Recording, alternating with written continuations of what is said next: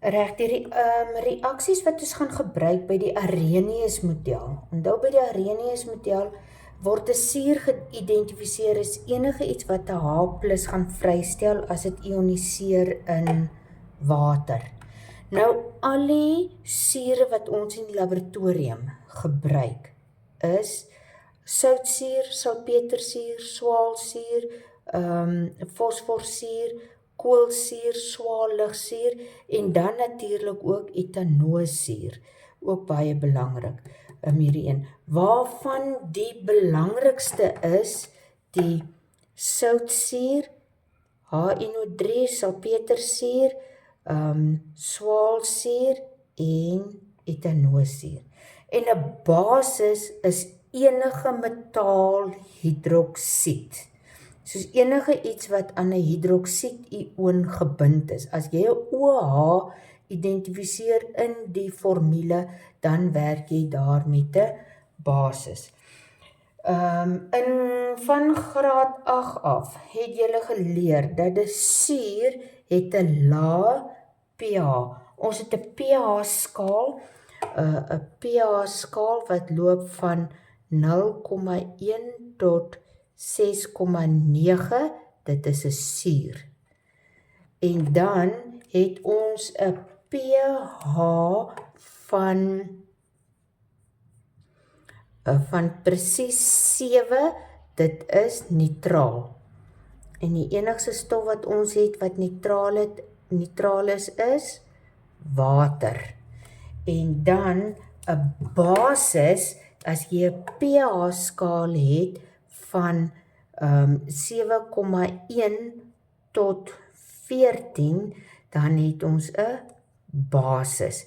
Soos dit is waar die pH-skaal inkom by die Arrhenius model van sure en basisse.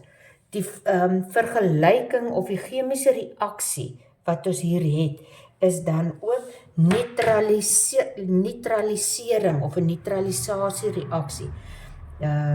Neutralisering of neutralisasie, dit is waar 'n suur en 'n basis met mekaar reageer. Met ander woorde, een van hierdie sure reageer met 'n hidroksiedoplossing. Dit gee vir ons water, en hierdie water, dis waar die neutralisering of neutralisasie vandaan kom. pH van 7. Ons gaan na verskillende voorbeelde kyk. En dan plus 'n soutoplossing hier. Nou die soutoplossing wat gaan vorm, hang af van die suur wat jy gaan gebruik. As jy soutsuur vorm, dan gaan die oplossing wat hier vorm, gaan dan 'n kloried oplossing wees. Salpetersuur gaan vir jou 'n nitraat oplossing gee.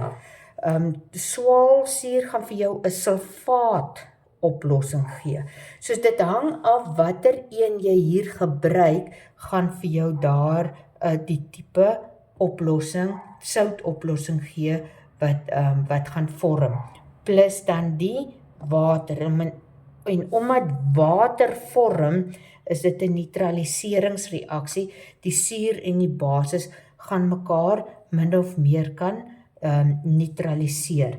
Nou, die reaksie noem ons 'n neutraliseringsreaksie, maar die metode wat ons gaan gebruik, die metode is 'n titrasie. En die titrasie is die metode om wat ons die suur en die basis met mekaar neutraliseer. Ons gaan of 'n suur of 'n basis, een van hierdie twee oplossings waarvan die konsentrasie bekend is, gebruik. Nou as die konsentrasie van 'n oplossing bekend is, konsentrasie is bekend, dan noem ons dit 'n standaard oplossing. Dis 'n standaard oplossing. Ons sê ook, ons bepaal die konsentrasie van 'n oplossing, van 'n onbekende oplossing, dan sê ons standaardiseer die oplossing deur gebruik te maak van 'n standaard oplossing. Soos die een waarvan die konsentrasie bekend is ons standaard oplossing.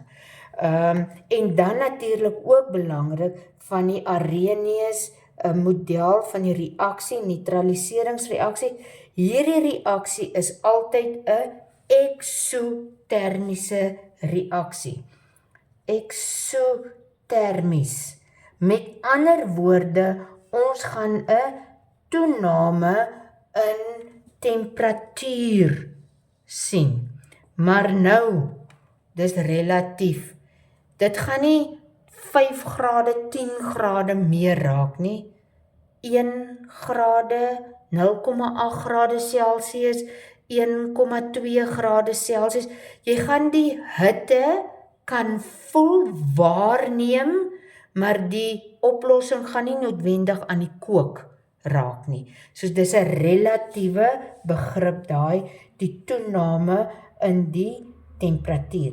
Soos dis die Arrhenius model. Berekeninge wat ons hier moet kan doen is titrasieberekeninge.